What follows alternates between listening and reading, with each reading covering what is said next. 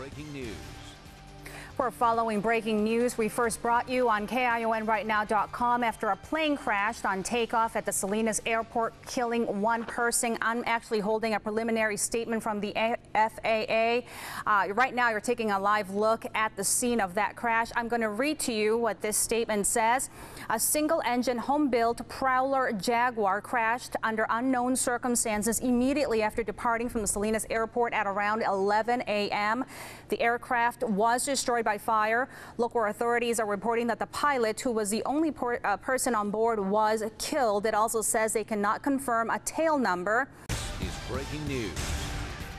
We'll get you back to regular programming in just a minute, but first, San Benito County investigators just confirmed they found Martha Gutierrez's body. She's the Gilroy woman missing since a murder-suicide last week. Following a developing story out of Morgan Hill in the search for Sierra Lamar, she disappeared almost a week ago. Today, investigators said they found her clothes and a bag. Central Coast News reporter Jacqueline Tuala is live in Morgan Hill with what that means. Jacqueline?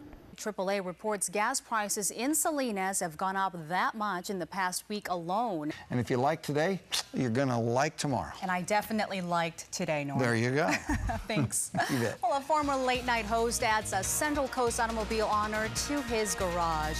Two separate shootings, two teens dead. It was a deadly night on the Central Coast last night. Good evening. I'm Claudia Otero. One teen was gunned down last night in Salinas and another teen gunned down early this morning in Castroville. Oh. No. And I actually had the chance to see some of those costumes when I went to Graceland a few years ago. And I have to say that they were really interesting, a lot of detail. But anyways, enough about Elvis.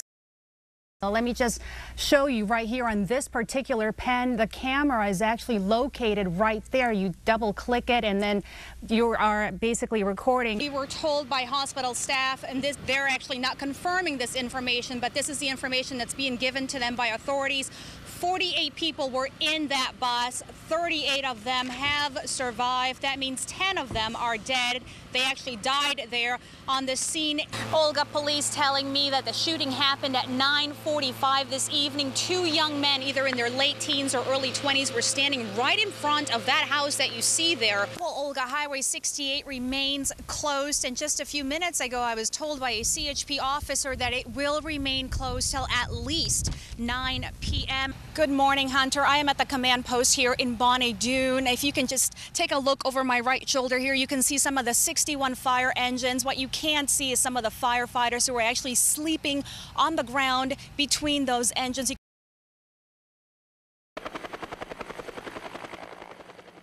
It's an all-air attack on the Martin Fire in Bonnie Doon as a helicopter picks up water in a small pond and drops it over a section of the fire located off of Woodpecker Ranch and Smith Ridge Road. It wasn't a matter of if, it was a matter of when.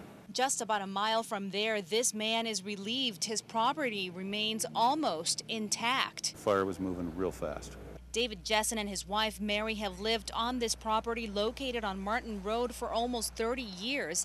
They live in this house and rent out their two other houses. One of them, number 852, was completely destroyed. And according to David, his tenants were able to salvage a few precious possessions, but he and his wife decided to stay and fight the fire. This is my land, you know, I'm not going to leave. We'll tell you that if I hadn't stayed here, we'd have lost everything. And it was a difficult night. I was able to keep the buildings wetted down, have my own piece of equipment. I was able to get some fire breaks in before anybody showed up. Their hard work definitely paying off. It was just a busy night, you know. It was, it was somewhat fearful, but you know, once the fire moved through, we knew we were safe, you know. The guys that were here, I do have to say the guys that were here, you know, did the best they could with what they had to work with. While this California condor flies over scorched cliff sides, the Basin Complex fire rages on further south in the Partington Ridge area. It's here with a vengeance. Toby Roland Jones is a volunteer firefighter. He also lives on Partington Ridge, where several homes have already been destroyed. His house is still standing. Started at the top. It came over from Torrey Canyon, which is the canyon immediately north of Partington. Came up and swept up over the top of Partington. The fire is moving further south and still making its way back here. They did a backburn right at the edge of that property. So these flames will go up and they'll meet. This fire that's currently burning on Partington Canyon is actually moving at a very good pace. Meanwhile, firefighters up here on Partington Ridge have been starting their own backfires. Their goal is for this whole area to burn so that when the fire here on Partington Canyon comes up and meets this other fire, there'll be nothing left to burn. As for the homes that are still standing, the Big Sur Volunteer Fire Brigade has been going around gelling thermogel on all of these lower ridge houses. One of them is this house built by a family member of President Theodore Roosevelt. As far as weather is concerned, Mother Nature is being fickle. The fog level is lifting. It's a good thing, it's a bad thing. What we really want is for that fog level to keep coming down and create a lot of moisture.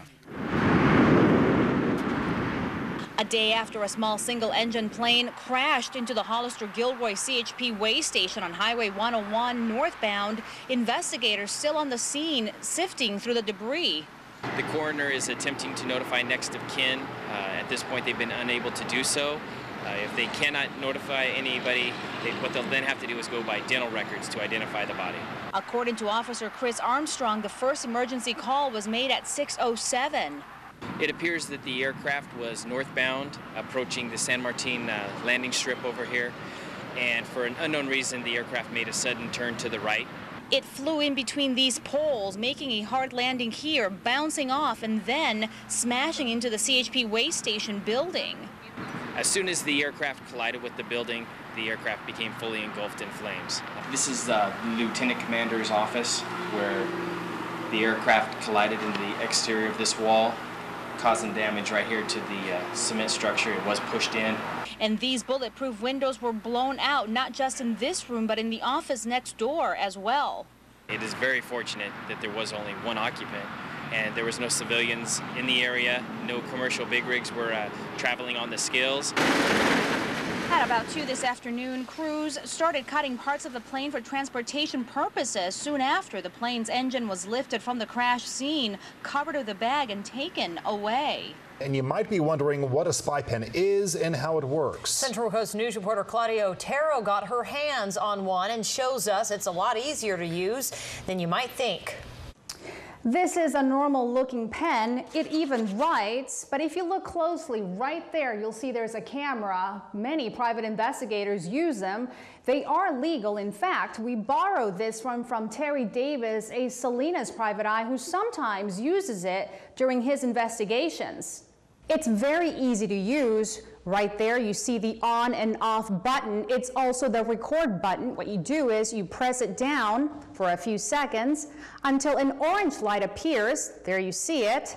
Then you click it one more time and you're recording. It's as easy as that, and as you can hear, the sound quality is pretty good. When you're done recording, you unscrew the pen and then hook up the USB to any computer. Claudia Otero, your Central Coast News. Imagine this, it's Friday night or perhaps Saturday. You're sitting on the couch with your loved one watching a movie, perhaps with a box of bonbons and bonbon. This is a little poodle mix, perhaps terrier. He is 2.5 years old, not a puppy. He's an adult dog. Sadly, he was surrendered to the SPCA. We're going to talk a little bit about an excellent program, and it's called the Take the Lead program. Will you tell us a little bit about that, please, Gary?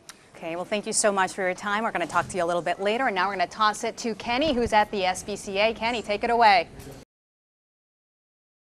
Well, Olga, Stanford is actually opening an office at Salinas Valley Memorial Hospital's Ryan Ranch facility in Monterey to start treating local patients. Take a look at this. You're looking at a photo of a billboard near the Indianapolis Motor Speedway. It says, hot dogs can wreck your health. This is a Boeing FA-18 Hornet. It measures 56 feet in length, 18 feet in height, and has a wingspan of 36 feet. It can reach maximum speed of 1,200 miles per hour, and it specializes in air-to-air combat. Let's see what she can do. 260, ready, hit it. 612 Juliet, contact approach 124. Oh my gosh! Absolutely amazing! Woo! Yeah! Beautiful! You absolutely have the best job in the world!